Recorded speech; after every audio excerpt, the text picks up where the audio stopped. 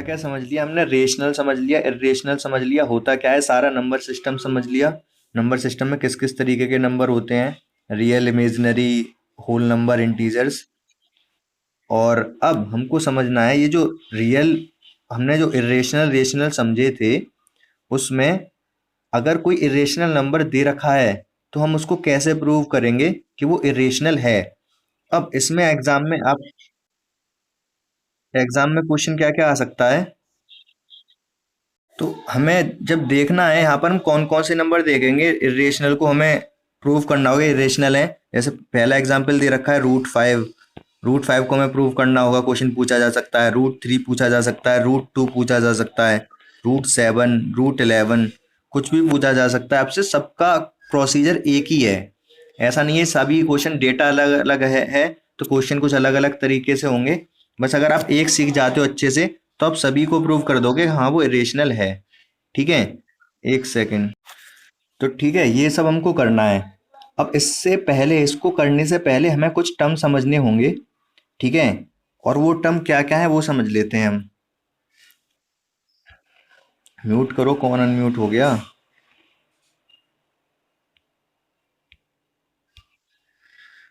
तो क्या करना होगा वो मैं बताता हूँ आपको। सबसे पहले तो मैंने जब नंबर सिस्टम पूरे नंबर्स बताए थे तो आपको एक टर्म बताया था को प्राइम। तो आपको याद होना चाहिए को प्राइम मैंने क्या बताया था।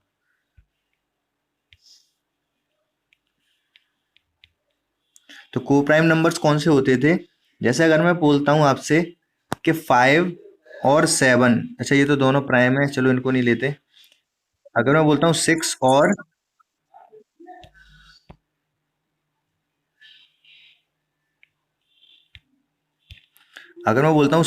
और आप बताओ मुझे 25,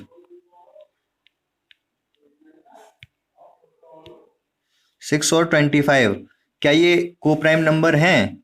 तो हाँ ये को प्राइम नंबर होंगे। क्यों? क्योंकि 6 का फैक्टर क्या है, 2 और 3, और 25 के फैक्टर क्या है, 5 और 5। तो क्या इनके फैक्टर में कुछ भी कॉमन है? इसके 2 3 है, इसके 5 5 है, इनके फैक्टर में कुछ भी कॉमन नहीं है। सिंपली मैं अगर ये कहूँ कि अगर मैं आपसे पूछूं कोई एक ऐसा नंबर बताओ जिससे 6 भी डिवाइड हो जाए, 25 भी डिवाइड हो जाए, तो आप कहोगे कोई नंबर नहीं है ऐसा। तो ऐसा अगर कोई नंबर नहीं है तो इसका मतलब 6 और 25 कैसे हैं, को प्राइम नंबर हैं। ठीक है, इतनी बात क्लियर है आपको अच्छे से? अगर डिवाइड नहीं हो पा रहा दोनों से, दोनों चीज किसी से,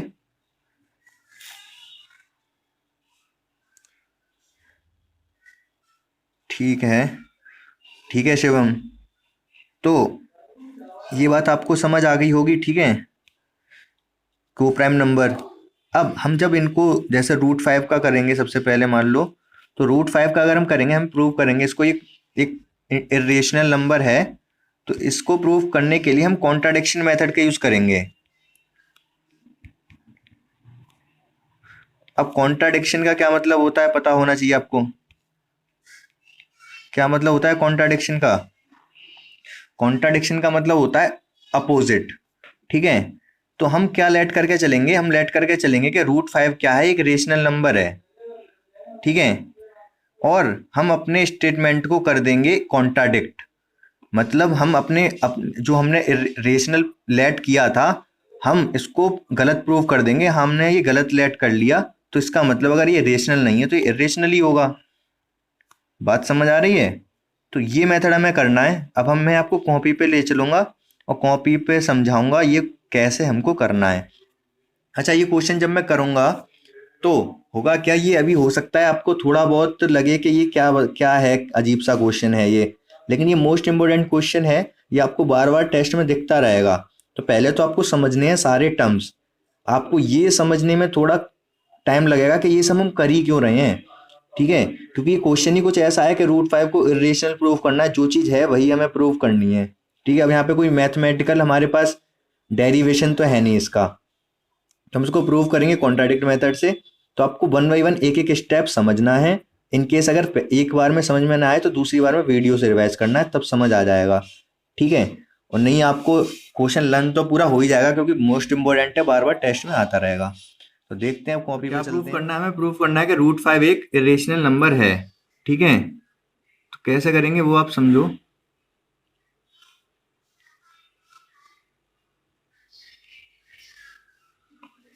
तो हम पहले लेट क्या कर लेंगे यहाँ पर, explanation, let √5 is a rational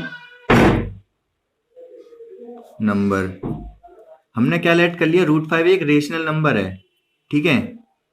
अब अगर ये रेशनल नंबर है तो हम क्या करेंगे, then we can write √5 equal to A upon B. तो √5 को हम ए अपॉन बी की फॉर्म में, जैसे रेशनल नंबर जो होते हैं उनको हम पी अपॉन क्यू की फॉर्म में लिख सकते हैं ना, इसी तरीके से √5 को हम क्या लिख सकते हैं, ए अपॉन बी की फॉर्म में लिख सकते हैं, अगर ये रेशनल है तो, ठीक है। अगर ये रेशनल है तो हम इसको ए अपॉन बी की फॉर्म में लिख सकते हैं। और यहां पर क्या होगा, where A and B are coprime integer.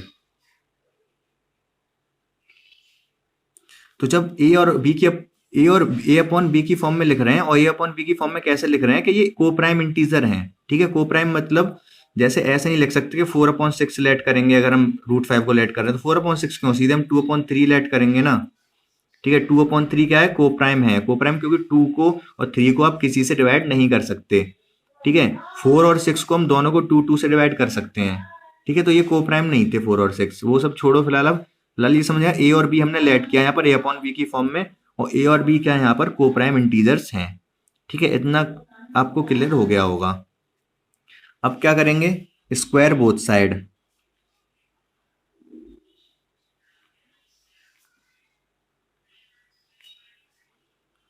Square both side करेंगे तो इधर 5 हो जाएगा, इधर ए स्क्वायर हो जाएगा, इधर बी स्क्वायर हो जाएगा। यहां तक आपको कोई कंफ्यूजन नहीं है।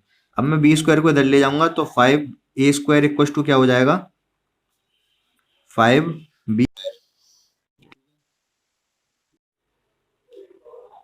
अब देखो यहां से आपको एक कंसेप्ट और समझना पड़ेगा।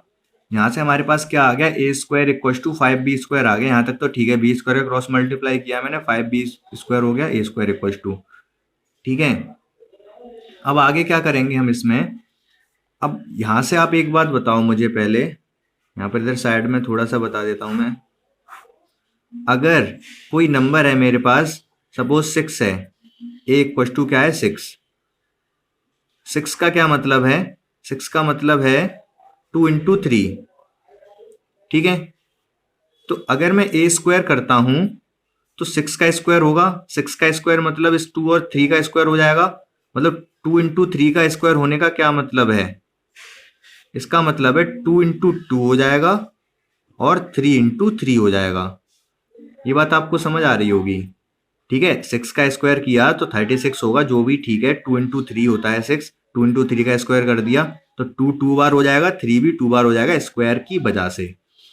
तो आप ये समझो कि अगर जब ए था तो ए में 2 और 3 था, ठीक है। ए में क्या था, 2 और 3 था। स्क्वायर करने से 2 और 3 2 टाइम्स हो गए, बाकी कोई नया नंबर तो आ नहीं गया यहां पर, ठीक है। जो पहले था वही अभी भी है, 2 3 था तो 2 3 अभी भी है, ठीक है। कोई नया नंबर नहीं आया। इसी तरीके से आप बताओ, जब a² में फैक्टर अगर हो रहे हैं, यहां पर क्या लिखा है, 5b², b² हो सकता है कुछ भी होगा, हमें नहीं पता, ठीक है। हो सकता है ये b² 9 हो सकता है 36 हो सकता है 25 हो सकता है ये 49 हो b², लेकिन ये क्या है 5। जब a² में अगर 5 आ रहा है, इसका मतलब a² का एक फैक्टर 5 है, ए में भी 5 होगा, ए का भी फैक्टर 5, a² में तो 5 है ही है। जैसे अगर मैं लिख रहा हूं x इक्वल टू, मैंने लिख दिया 5 × 4 × 3, तो x का फैक्टर क्या क्या है, 5 भी है, 4 भी है, 3 भी है, ठीक है। इसी तरीके से a² का फैक्टर 5 भी है और b में जो होगा वो होगा, ठीक है। लेकिन अगर a² का फैक्टर 5 है तो a का भी फैक्टर 5 होगा ही होगा। जैसे मैंने समझाया, a² में अगर 2 और 3 है तो a में भी 2 और 3 होंगे ही होंगे, ठीक है। तो अभी ये चीज मैं लिखने जा रहा हूं। अभी आपको अगर ये समझ आया तो पहले एक बार बता दो मुझे, नहीं तो कंफ्यूजन रहेगी।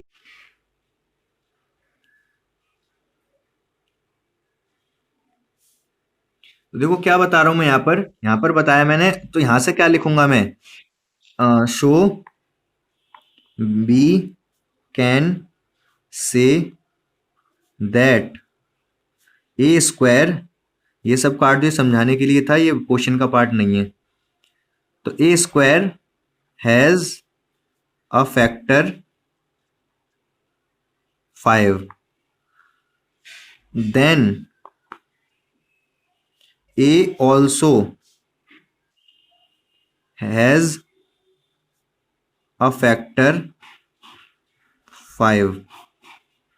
वही लिखा है यहाँ पर। यहां से हमें क्या पता चल रहा है, ए स्क्वायर का एक फैक्टर 5 है, अगर ए स्क्वायर का फैक्टर 5 है तो ए का भी होगा ही होगा, ये तो बिल्कुल सही बात है। ठीक है, so we can write it as A equals to 5k। तो मैं ए को 5k लिख सकता हूं, ए का एक फैक्टर 5 है तो ए को 5k लिखा जा सकता है। जैसे मैं बोल रहा हूं, क्या बोल रहा हूं कि अगर एक मेरे पास नंबर है एक्स, एक्स का एक फैक्टर 5 है, तो मैं इसको 5k लिख सकता हूं। ठीक है, क्यों? क्योंकि 5 तो फैक्टर है ना, के जो भी हो हमें नहीं पता। तो इसी तरीके से मैंने ए को 5k लिख लिया क्योंकि ए का एक फैक्टर 5 है। अब क्या करूंगा, अगेन स्क्वायर बोथ साइड करूंगा मैं यहाँ।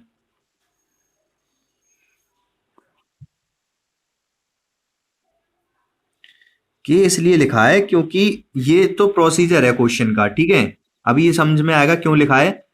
अभी ये लिखा है, लिख लिख कैसे दिया ये पूछो आप, लिख कैसे दिया ये, क्योंकि ये मैंने बताया कि ए का एक फैक्टर 5 है, तो ए को मैं 5k लिख सकता हूं।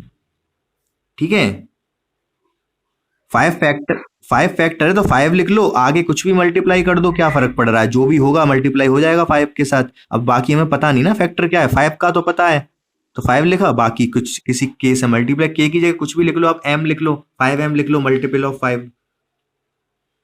ठीक है, जरूरी नहीं है के ही लिखें, कुछ भी लिख सकते हैं, लेकिन 5 तो लिखना ही है। ठीक है, स्क्वायर बोथ साइड स्क्वायर करेंगे अब हम, तो क्या होगा, ए स्क्वायर इक्वल टू हो जाएगा 25k स्क्वायर। ये ऊपर जो इक्वेशन थी इसको मैं नंबर 1 कर दे रहा हूं। ठीक है, ए स्क्वायर इक्वल टू क्या था, 5b स्क्वायर। अब यहां से ए स्क्वायर कितना आ गया हमारे पास, 25k स्क्वायर। तो put value of A square in equation 1।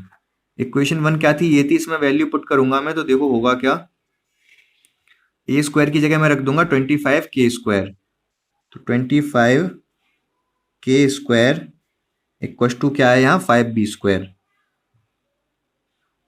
तो 5 से ये कैंसिल हो जाएगा कितने टाइम्स, 5 टाइम्स। तो बी स्क्वायर इक्वल टू क्या आ गया, 5k स्क्वायर। यहां तक आपको कंफ्यूजन नहीं होनी चाहिए। ठीक है, अब अगेन हम वही सब चीज लिखने वाले हैं जो हमने ऊपर ए के लिए लिखी थी, ये वाली चीज पूरी लाइन दोबारा से चेप देनी होगी ये। क्यों? क्योंकि यहां पर क्या आ गया, बी स्क्वायर इक्वल टू आ गया हमारे पास 5k स्क्वायर। अगेन हम कह सकते हैं बी स्क्वायर का एक फैक्टर 5 है, अगर बी स्क्वायर का एक फैक्टर 5 है तो बी का भी फैक्टर 5 होगा। ठीक है, यही चीज हमको दोबारा लिखनी है, तो मैं लिख दे रहा हूं जल्दी जल्दी से। आप स्पीड बढ़ा के देख सकते हो यहाँ पर, जब वीडियो में देखोगे तब। तो सो वी, ये अनम्यूट कौन है, म्यूट करो। So we can say again B square has a factor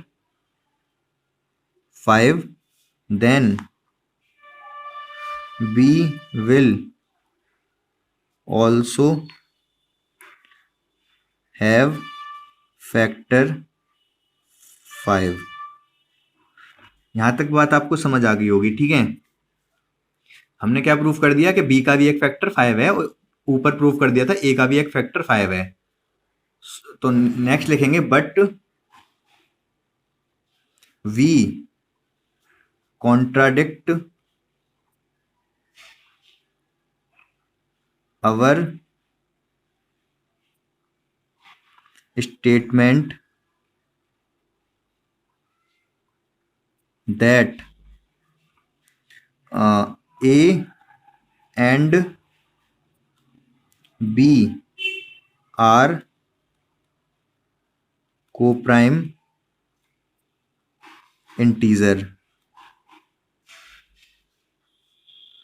हमने यहां पर क्या कॉन्ट्राडिक्ट कर दिया, हमने ऊपर लेट क्या किया था, देखो यहां पर हमने लेट किया था A and B are co-prime integer, ठीक है। तो हमने यहां पर ये चीज कॉन्ट्राडिक्ट कर दी, but we contradict our statement that A and B are co-prime integer because A and B both have common factor 5। दोनों का कॉमन फैक्टर 5 है ना, अभी हमने प्रूव किया यहां पर हमने प्रूव किया कि ए का कॉमन फैक्टर 5 है, यहां पर हमने प्रूव किया कि बी का कॉमन फैक्टर 5 है। तो ये कोप्राइम कहां से रहे, कोप्राइम नहीं हुए ये, ठीक है। कोप्राइम का मतलब तो आपको पता ही है, पहले ही बता दिया मैंने कि कॉमन फैक्टर नहीं होना चाहिए, तो ये कोप्राइम नहीं रहे ए और बी। तो यहां से हमने कॉन्ट्राडिक्ट कर दिया अपना स्टेटमेंट, लास्ट में लिख देंगे hence √5 is a irrational number. जब हमने अपना ये कॉन्ट्राडिक्ट कर दिया स्टेटमेंट के ए और बी कोप्राइम नहीं है, जब हमने ये कॉन्ट्राडिक्ट कर दिया कि ए और बी कोप्राइम नहीं है, तो हमारा ये स्टेटमेंट भी कॉन्ट्राडिक्ट हो गया कि √5 इज अ रेशनल नंबर। तो ये कॉन्ट्राडिक्ट हो गया, तो इसका मतलब है कि √5 एक इर्रेशनल नंबर है। यहां तक आपको समझ आ गया होगा, और आप एक दो बार रिवाइज करोगे इसको तो आपको ये लर्न भी हो जाएगा अच्छे से, ठीक है। कुछ कंफ्यूजन है अभी तो आप पूछ सकते हो। अगर √3, √2, √7, √11 किसी के लिए भी आप करोगे तो होगा क्या, बस थोड़ा सा चेंज आएगा। जैसे √3 है मान लो, तो यहाँ √3 होगा, यहाँ 3 आएगा, यहाँ पर भी 3 आएगा। अभी जो हम 5 के लिए लिख रहे थे हैज अ फैक्टर 5, तो हम लिखेंगे फैक्टर 3 होगा। देन यहाँ पर भी ए और बी दोनों का फैक्टर 3 प्रूव कर देंगे हम, तो वही कोप्राइम नहीं रहेंगे, फिर ये कॉन्ट्राडिक्शन हो जाएगा। तो हम लास्ट में लिख देंगे √3 इज अ रेशनल नंबर। कोई फर्क नहीं है, बस √5 की जगह √3 आता रहेगा, ठीक है। तो ये आप कर सकते हो। ये तो हो गया कि अगर सिंगल नंबर हो √5, √3, √11। अभी अगर ये कंपोजिट नंबर हो, मतलब इरेशनल रेशनल हो, तब हम और इजीली कर सकते हैं। वो कैसे, वो एक क्वेश्चन वो वाला बता देता हूँ और ये वाली एक्सरसाइज खत्म हो जाएगी। और क्वेश्चन नंबर 2 में हमें प्रूव करना है कि 3 + 2√5 क्या है, इरेशनल नंबर है। तो यहाँ पर क्या है, कंपोजिट है रेशनल और इरेशनल का। तो ये सब कुछ नहीं करना होगा जो अभी हमने पहले वाले क्वेश्चन में किया था, ठीक है। तो हम क्या करेंगे बता देता हूं मैं, लेट करेंगे पहले, तो ये तो लेट करने है। Let 3 + 2√5 is a rational number. अगर ये रेशनल है तो मैं लिख सकता हूं इसको 3 + 2√5 = A/B। A/B की फॉर्म में लिख सकता हूं, लिख दो यहाँ पर वेयर, यहाँ पर जरूरत नहीं पड़ेगी वैसे इसकी, where A and B are coprime integer.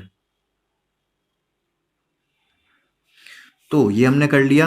अब हम करेंगे क्या, देखो जब भी रूट वाले नंबर आएंगे, अभी तो छोटे छोटे क्वेश्चन है, बड़े जब कैलकुलेशन वाले क्वेश्चन भी आएंगे तो हमें करना क्या होता है, रूट वाले नंबर को एक तरफ रखना होता है, बाकी सबको दूसरी तरफ ले जाना होता है। तो मैं √5 को यहीं रखता हूँ, 3 को मैं ले जाता हूँ उधर, तो 2√5 तो इधर ही रहेगा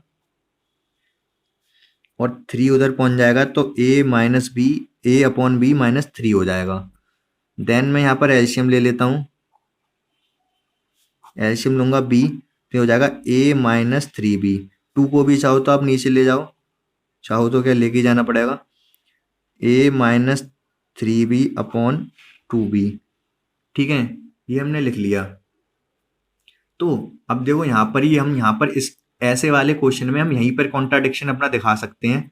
कैसे दिखा सकते हैं, यहाँ पर लिखना क्या होगा पहले मैं बता देता हूँ। यहाँ पर देखो ये A है, B है और ये B है, ये 3 और 2 है, ये सारे इंटीजर्स हैं। A और B तो हमने लेट किया है कि A और B क्या है, कोप्राइम इंटीजर है। यहाँ पर कोप्राइम लिखने की कोई जरूरत नहीं थी वैसे, लेकिन होता है तो हमने लिख दिया। तो A और B क्या है, कोप्राइम इंटीजर्स थे, तो कुल मिला के इंटीजर्स थे, यहाँ पे हमें इतनी जरूरत है। तो A भी इंटीजर है, 3 भी इंटीजर है, ये B भी इंटीजर है, ये भी इंटीजर, ये भी इंटीजर। इंटीजर के कॉम्बिनेशन से कभी भी हम इरेशनल नंबर नहीं बना सकते। आ रही बात समझ, ऐसे कुछ इंटीजर ले लूं मैं, 4 + 3 अपॉन 16 इंटू 4 प्लस 7।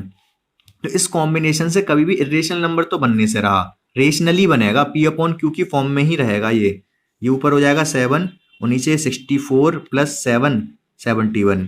ठीक है, तो ये सब इंटीजर के कॉम्बिनेशन से क्या बनता है, rational number.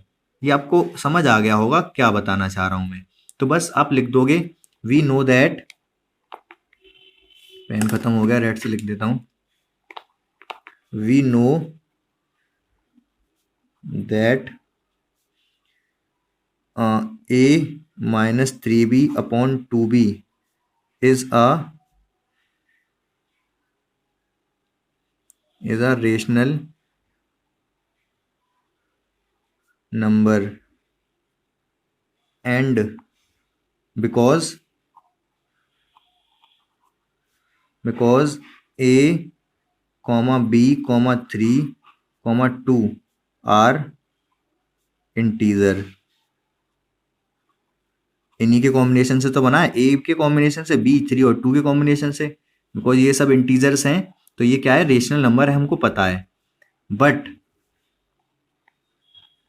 We know that √5 is an irrational number. हमें पता है √5 इरेशनल है, हमने ये बता दिया ये रेशनल है। ठीक है, तो इरेशनल रेशनल के इक्वल कभी भी नहीं हो सकता। ठीक है, so they both can not be equal. They मतलब कौन, एक तो ये a-3b अपॉन 2b और √5, ये दोनों कभी भी इक्वल नहीं हो सकते क्योंकि ये रेशनल है, ये रेशनल है। हैंस